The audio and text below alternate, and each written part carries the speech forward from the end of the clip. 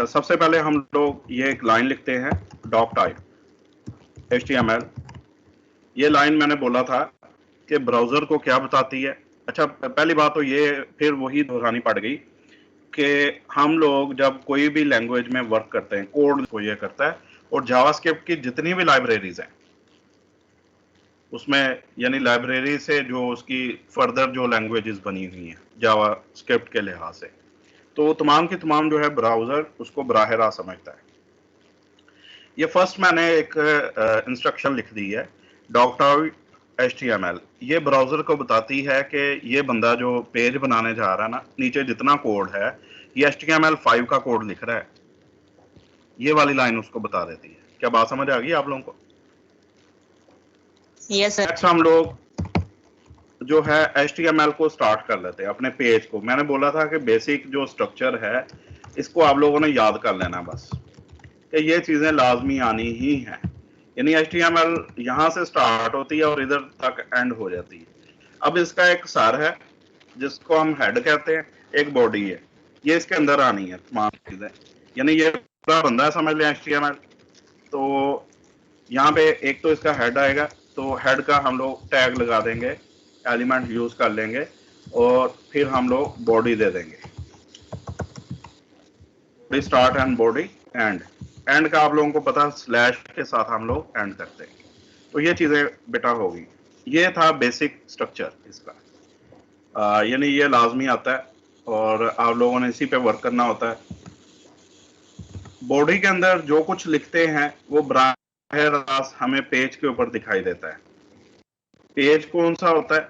ये white space जितनी नजर आ रही है ये हमारा पेज होता है। यहाँ पे उसकी आउटपुट हमें नजर आती है। जो कुछ हम बॉडी के अंदर जो भी वर्किंग करेंगे, जो भी कोड लिखेंगे या वैसे सिंपल टेक्स्ट लिखेंगे, वो सारा कुछ बॉडी में हमें नजर आता है। हेड के अंदर हम मुख्तलिफ काम करते हैं। एक आसान तरीन काम, उन कामों में से बहुत सारे हेड के अंदर काम किए जाते हैं, उन कामों में एक जो इम्पोर्टेंट काम है वो होता है टाइटल देना। टाइटल क्या होता है? पेज का टाइटल हम लोग यहाँ पे दे देते हैं, तो वो टाइटल इधर आ जाता है। इसको मैं सेव करवा लेता हूँ, पेज को मैं सेव करवा लेता हूँ। अच्छा, सेव जो करवाया था, मैंने बोला था कि आप लोगों ने सेव एज टाइप, यहाँ पे चूंकि वो टेक्स्ट ले रहा है, आप लोग ऑल फाइल्स कर सकते हैं, या ये बात ज़हन में रख लें, जब भी फाइल को आप लोग सेव कर रहे हैं और आपको पता है कि फाइल जो सेव की जा रही है वो फाइल, एक्सटेंशन आपको उसका पता है कि कौन सी टाइप की फाइल है, एक्सटेंशन बताती है कि कौन सी टाइप की फाइल है।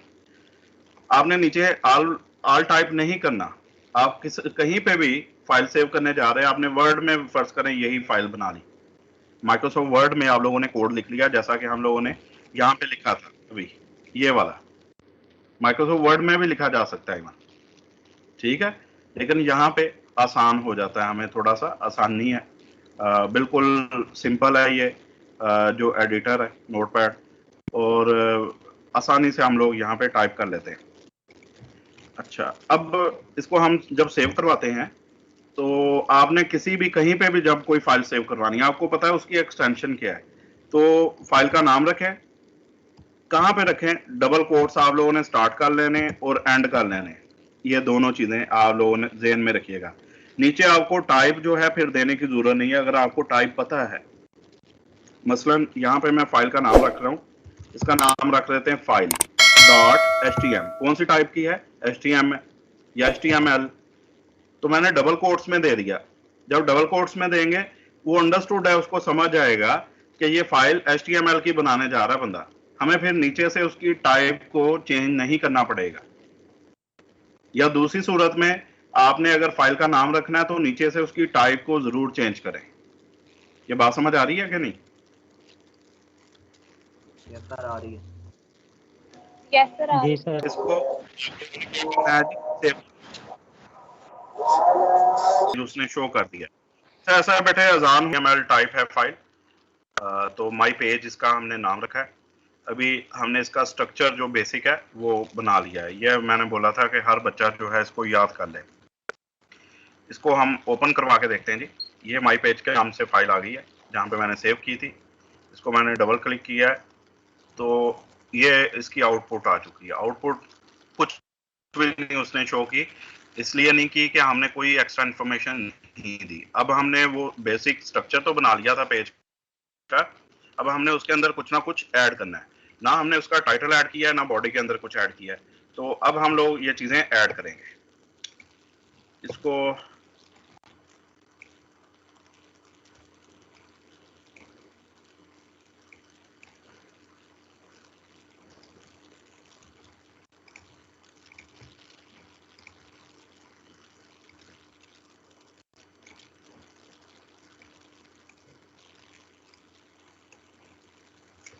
ओके, ये हमारी कोडिंग वाली विंडो है, एडिटर है, और यहाँ पे हम लोग आउटपुट हासिल करेंगे। अब मैं सबसे पहले टाइटल देने जा रहा हूँ। टाइटल के तौर पे यहाँ पे अभी वो पाथ ही दे रहा है, यानी फाइल जहाँ पे पड़ी हुई है उसका पाथ दे रहा है। लेकिन टाइटल जब हम देंगे कि my new web page first करें, हम ये दे देते हैं इसको। तो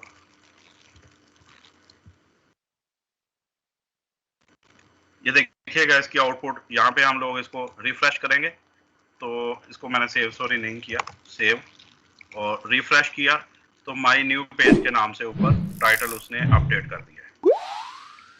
क्लियर होगी बात? yes, करेंगे बॉडी में अगर बगैर टैग के कुछ भी लिखेंगे,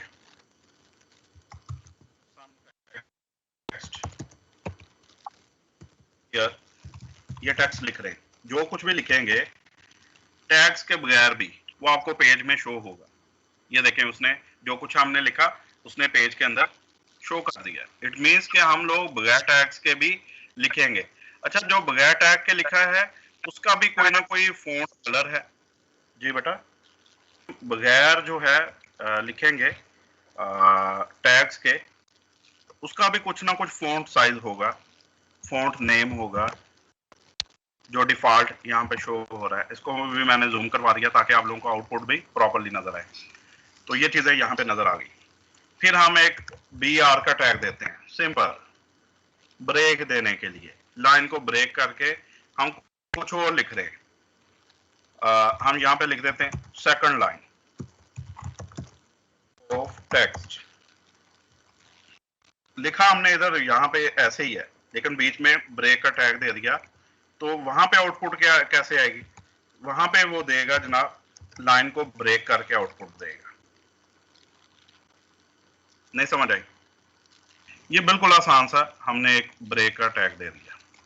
अब हम चाहते हैं कि जो ये टेक्स्ट है,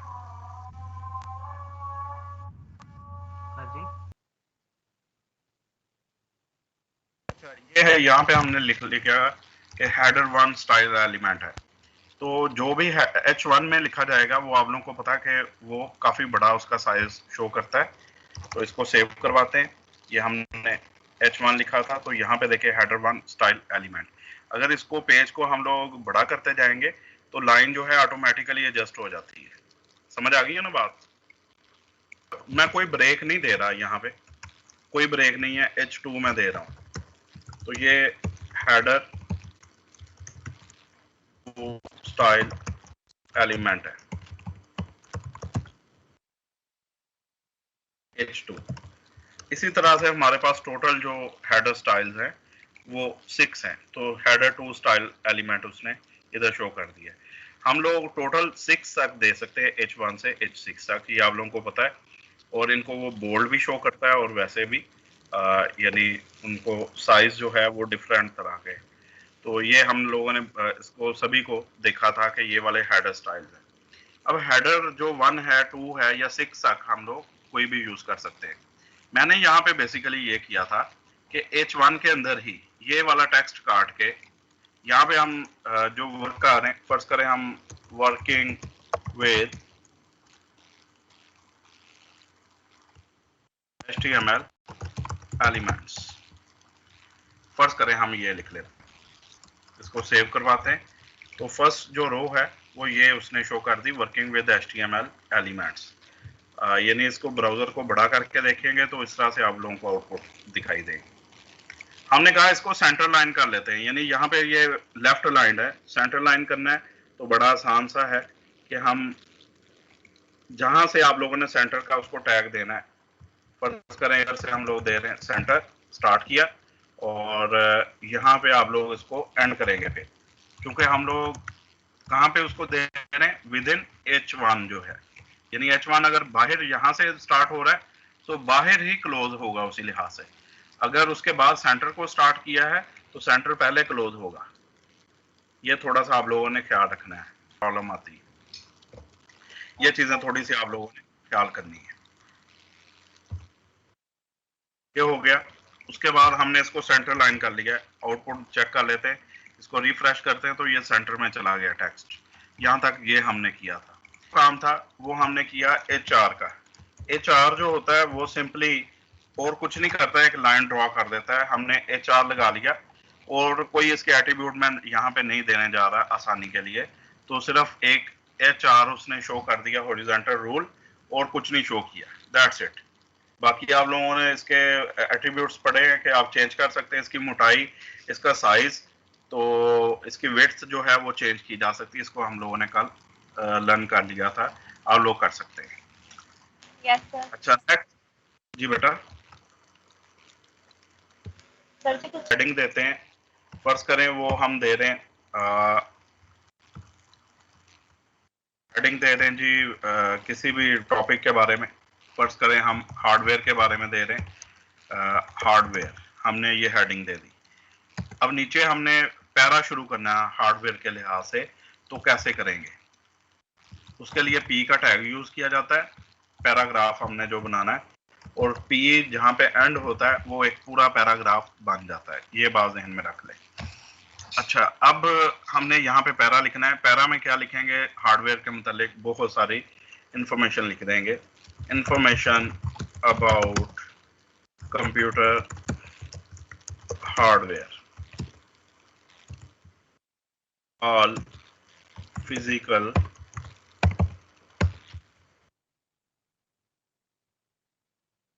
parts of computer are called hardware. There are many hardware devices like input devices, output devices,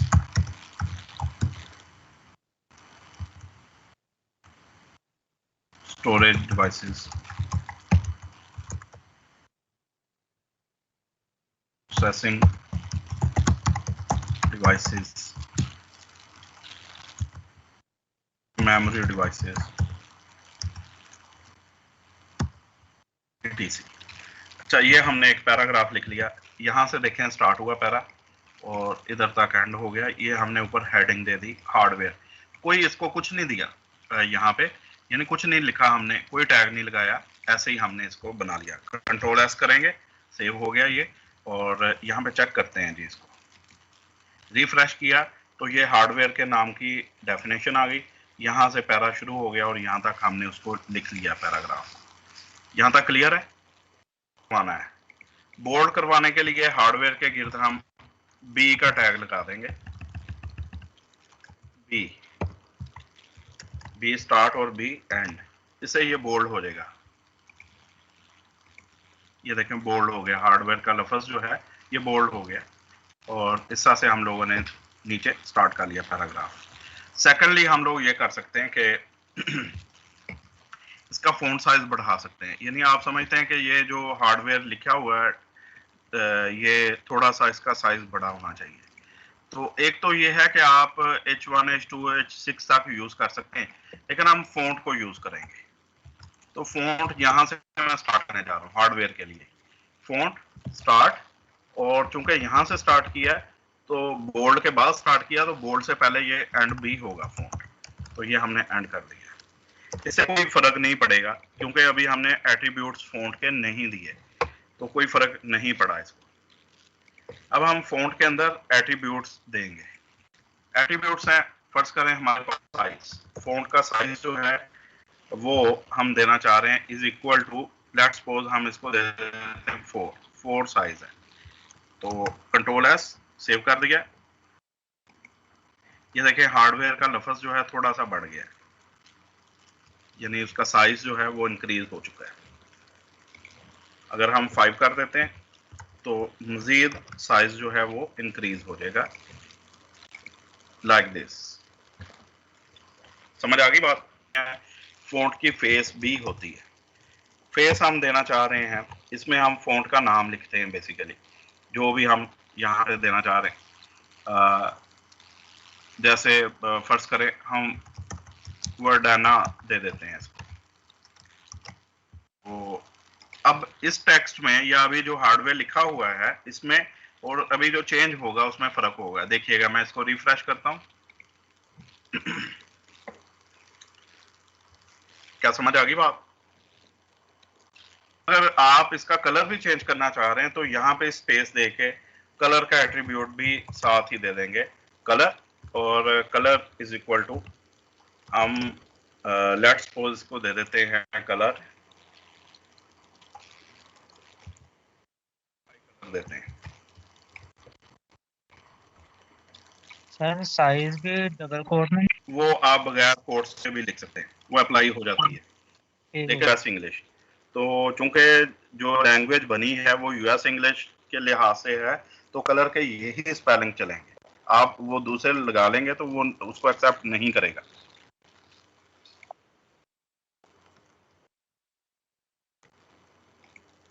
अच्छा, ये स्काई को ब्लू, जी सर स्काई ब्लू लेगा। स्काई ब्लू उसने कलर एक्सेप्ट कर लिया है। तो ये देखें हमारे पास ये कलर आ चुका है जी। अच्छा, अब यही चीज आप लोग पूरे, ये हमने इस लफ्ज के लिए ये सारा कुछ किया है, ऐसे ही है। अब समझ आ गई आप लोगों को? फ़ॉन्ट साइज हमने दे दिया, फ़ॉन्ट के अंदर फेस उसकी दी है, कलर दिया है स्काई ब्लू। ये सारा कुछ किस पे अप्लाई हो रहा है? ये हमारा कंटेंट है, ये हेडिंग थी हमारी हार्डवेयर जो लिखा हुआ है, इस पे हमने अप्लाई किया। इसी तरह से अगर आप पैराग्राफ पे अप्लाई करना चाह रहे हैं तो ये पी के बाद आप लोग यहाँ पे फ़ॉन्ट को अप्लाई कर सकते हैं। नया फ़ॉन्ट का साइज नहीं पड़ेगा, ऐसे भी ठीक है।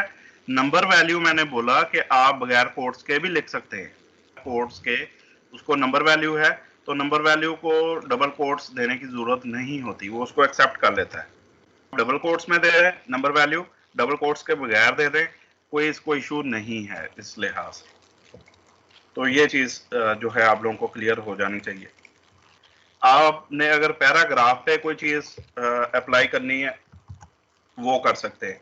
अब जैसे पैराग्राफ जो है मैंने बोला था कि वो स्टार्ट होता है आपका थोड़ी सी स्पेस देके, तो जैसे यहाँ से पैराग्राफ शुरू हो रहा है इसी तरह से, तो यानी इधर से स्टार्ट हो रहा है, हम चाहते थोड़ी सी स्पेस आ जाए, यहाँ से कम से कम ये स्टार्ट हो। तो कितनी स्पेसेस हैं, कितने कैरेक्टर्स की स्पेस है? 1 2 3 4 5 6 7 8 9 10 11 है इसमें कैरेक्टर्स। तो यानी यहाँ से इंफॉर्मेशन का लफज यहाँ तक आ जाए, यहाँ से ये शुरू हो आगे। तो 11 स्पेसेस हमने देनी है, कैसे देंगे? सर मैं जी बेटा, होती है उसको एडजस्ट करना होता है। ब्रेकिंग स्पेस जो है ना, ये बेसिकली स्पेस देने के लिए यूज करते हैं। इसको मैं कट कर देता हूँ यहाँ से। ये देखिए ये था पहले इंफॉर्मेशन अबाउट कंप्यूटर, यहाँ से शुरू हो रहा था, इसकी आउटपुट इस तरह से दिखाई दे रही थी, यानी इंफॉर्मेशन इधर से शुरू हो रहा है। हम चाहते हैं थोड़ा सा ये इंडेंट हो, लाइन इस तरफ आए। अगर हम यहाँ पे ही ये देखिएगा, अगर इधर वैसे ही स्पेसेस दे दें ऐसे कोड के अंदर जितनी मर्जी लंबी स्पेस दे दें, इसका कोई इफेक्ट नहीं होने वाला, कोई इफेक्ट नहीं होगा इसका पेज के ऊपर। यानी स्पेस आपने बढ़ानी है तो स्पेस देनी है कहीं पे भी, तो आप लोग अपने स्पेस बार से नहीं दे सकते, आपको उसके लिए कोड लिखना पड़ रहा है स्पेस के लिए। बात समझ आ रही है? आपने एक सिंगल स्पेस देनी तो आपको क्या लिखना पड़ रहा है? ये होती है and sign non breaking space semicolon, ये आपको कोड लिखना पड़ता है एक स्पेस के लिए। अभी देखिएगा इसका इफेक्ट क्या होता है। एक स्पेस हमने दे दी है, ये आई या इंफॉर्मेशन पूरी लाइन ये थोड़ी आगे मूव कर जाएगी, एक स्पेस जितनी जो है, ये देखें थोड़ा सा वो आगे मूव करके। क्लियर हो गया? 10 स्पेसेस देंगे तो वही नॉन ब्रेकिंग स्पेसेस हमने यहाँ पे ऐड कर दी। अच्छा, देखने को बड़ा अजीब सा ये लग रहा होता कि यार ये क्या बीच में सारा कुछ मिक्स अप हो रहा है। अगेन मैं एक एक चीज को करके दे रहा हूँ आप लोगों को, ठीक है? तो परेशान नहीं होना है, आप लोगों ने ध्यान से देखना है, एक एक चीज एक एक स्टेप हो रहा है। और चूंकि कल भी किया है, आज आप लोगों को बेहतर तरीके से समझ आ जाना चाहिए। ज्यादा स्पेसेस देनी है तो ज्यादा स्पेसेस उसने यहाँ पे भी बना के दे दी है हमें। क्लियर हो गया? उसके बाद जो चीज मैं आप लोगों को मजीद बताना चाह रहा हूँ, बेसिकली ये जितनी लैंग्वेजेस हम लोग सीखेंगे, इनके बेसिक लेवल तक पढ़ेंगे हम लोग। मकसद ये है, जो असल टूल है ना हमारे पास एक है वर्डप्रेस, जो हम लोगों ने करना है। उसमें नहायत ही आसान है वेबसाइट्स को बनाना, लेकिन ये चीजें समझ आएंगी तो फिर है आपको समझ आएगी ये कोड, उसके बिहाइंड यही कोड चाह रहा होता है। वर्डप्रेस के भी या जो भी वेबसाइट बनती है उसके बिहाइंड कोड इसी तरह का चलता है। आपको कम से कम कोड का पता होना चाहिए, चीजों का पता होना चाहिए। वर्डप्रेस भी आप लोग तब ही यूज कर सकते हैं अगर आपको HTML भी थोड़ी बहुत आती हो, आपको CSS का भी थोड़ा बहुत पता हो, जावास्क्रिप्ट का भी पता हो, या PHP का कम से कम पता हो, या आपको MySQL जो डेटाबेस है उसका थोड़ा बहुत नॉलेज हो, तो फिर आप लोग बड़े जबरदस्त तरीके से वर्डप्रेस को सीख सकते हैं। तो ये तमाम चीजें सर एक क्वेश्चन दी है, तो कोशिश करें उसको बाद में लिखेंगे। सर हम यानी- सभी टैग पहले लिख सकते हैं ना, लेकिन क्लॉज से नंबर होना चाहिए। आपको इफेक्ट मिलेगा, लेकिन असूल ये है कि आप बाद में लिखें, क्योंकि पैरा वहां से बेसिकली पैराग्राफ की बाउंड्री हम लोग स्टार्ट कर रहे हैं, यानी यहाँ से स्टार्ट हो रही है बाउंड्री और यहाँ तक एंड हो रही है। तो हम उसके अंदर जो भी पैराग्राफ के ऊपर हमने जो भी फॉर्मेटिंग करवानी है वो हम लोग करवा सकते हैं।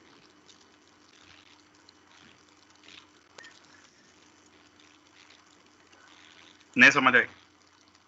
जी और सर आगे इवन आप लोग के बगैर भी देखो, आप पैराग्राफ का मैं यहाँ से काट रहा हूँ, ये हमने किस लिए किया कि पैराग्राफ जब भी आपको P नजर आया, आपको पता हो यहाँ से पैराग्राफ शुरू हो रही, मैं इसको काट देता हूँ, क्या फिर आउटपुट नहीं शो करेगा? करेगा। मैंने यही चीज आप लोगों को ये जो सम टेक्स्ट ईयर और सेकंड लाइन ये सारा कुछ बताया। तो ये देखो किस तरह से फिर वो कहा रहा है, कुछ समझ आई? P का टैग कर रहा था, P का टैग ऑटोमेटिकली उसको लाइन भी ब्रेक करवा रहा था और हर चीज को एडजस्ट कर रहा था। हाँ सर, इस टैग खासी जरूरत पड़ती है हमें, क्लासेस वगैरह हम लोग बनाएंगे, उसको देखेंगे तो वहां पे आपको समझ आएगी। इसलिए मैं ये करवा रहा हूँ कि इसको देखें, लाजमी यूज करें आप लोग, लेकिन उसके बगैर देखें कि आउटपुट उसने शो कर दी है, लेकिन किस तरह से की है, इस तरह से कर दी है। हम हल इसका भी निकाल सकते हैं, हम कहते हैं चलो जी हम यहाँ पे ब्रेक दे देते हैं, इसमें क्या है, यानी ये हार्डवेयर लिखा हुआ है, यहाँ पे एंड हो रहा है, जहां से स्पेसेस आ रही हैं इनके दरमियान, दोनों के दरमियान हम ब्रेक दे देते हैं, BR दे देते हैं, तो मसला तो फिर भी हल हो जाएगा। हमारा मसला हल हो रहा है, यानी बिल्कुल साल लिखा हुआ आ रहा है। तो लेकिन ये P क्या कर रहा है, वो ऑटोमेटिकली वर्क कर रहा था वहां पे। कुछ समझ आई बात? मैं ब्रेक को यहाँ से खत्म कर रहा हूँ, हम इसकी बजाय बल्कि क्या दे रहे हैं, इधर से हम लोग P स्टार्ट कर रहे हैं, यानी पैराग्राफ स्टार्ट हो रहा है, और इधर हम लोग कह रहे हैं कि ये पैराग्राफ एंड हो रहा है।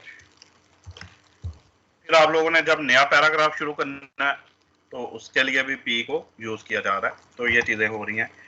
इसके अलावा तो कोई चीज नहीं की थी हमने। किसी चीज को अंडरलाइन करना है, फर्स्ट करें ये जो वर्किंग विद HTML तो हम चाहते हैं कि ये अंडरलाइन भी हो जाए। तो हम एक और मैं यहाँ सर आप करते हो क्या आ रही है अंडरलाइन, तो ये U का टैग मैंने यूज कर लिया, starting tag and ending tag.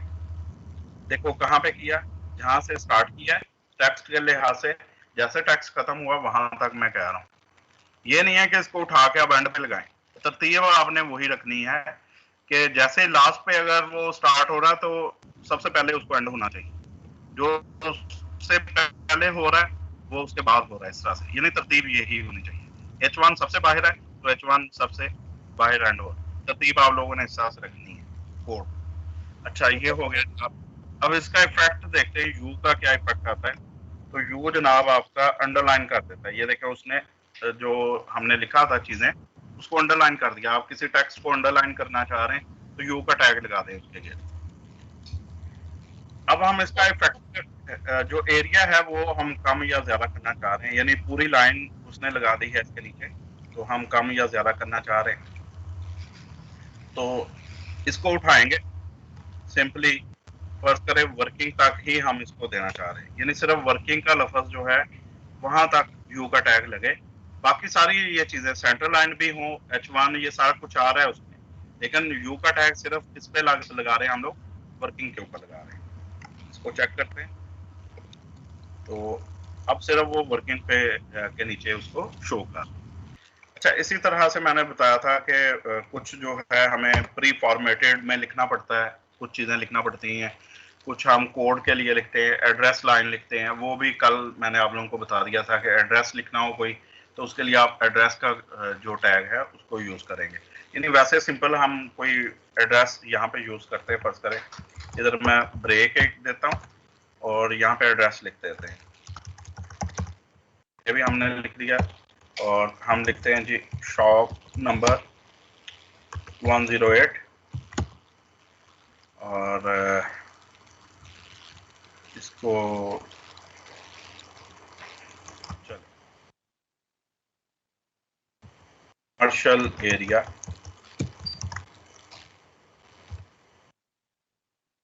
A ground Islamabad, ये हमने एड्रेस लिख दिया। इसको सेव करवाते हैं, यहाँ पे ये शो हो जाएगा सिंपली, यहाँ पे ये शो हो रहा है और नीचे भी इसके बाद भी ब्रेक दे देते हैं ताकि ये वाला टेक्स्ट, बल्कि इसको मैं खत्म कर देता हूँ। तो ये एक एड्रेस लिखा हुआ आ गया सेम उसी फ़ॉन्ट के अंदर जो ऊपर है, क्योंकि हमने कोई फ़ॉन्ट चेंज नहीं किया, कोई कुछ नहीं किया। मैंने क्या कहा कि जहां भी एड्रेस आएगा जब हम देंगे तो उसके गिर्द आप लोगों ने एड्रेस के नाम का टैग स्टार्टिंग और एंडिंग आप लोगों ने यूज करना है। तो ये देखिएगा इम्पैक्ट क्या आता है। ये एड्रेस है और एड्रेस स्टार्ट एड्रेस एंड, उसके बीच में हमने ये लिखा कि इस तरह से एड्रेस शो। फिर हम चाहते हैं, चलें इसको पहले शो करवा लें। ये देखिएगा अभी चेंज हो जाएगा, ये हुआ चेंज। इसका लफ्ज लिखा हुआ है ना यहाँ तक, ये बोल्ड मुझे नजर आए तो आपने क्या करना है, यहाँ से बी का टैग स्टार्ट करना है और जहाँ पे ये एंड हो रहा है इधर जाके बी को एंड कर देना है। यानी बोल्ड कहाँ से कहाँ तक इफेक्ट करे, सिर्फ एड्रेस और ये कॉलम जो दिया हुआ यहाँ तक, बाकी चीजें जो हैं वो बोल्ड ना हो। तो ये देखिएगा एड्रेस जो है वो उसने जो लिखा उसको बोल्ड कर दिया, बाकी चीज ऐसी आ गई। क्लियर हो रही है बात? कल तक जो थी वो कर ली थी। इस तरह से जो है आप लोग मज़ीद कलर वगैरह चेंज करना चाहते हैं और करना चाह रहे हैं, चेंज करना चाह रहे हैं,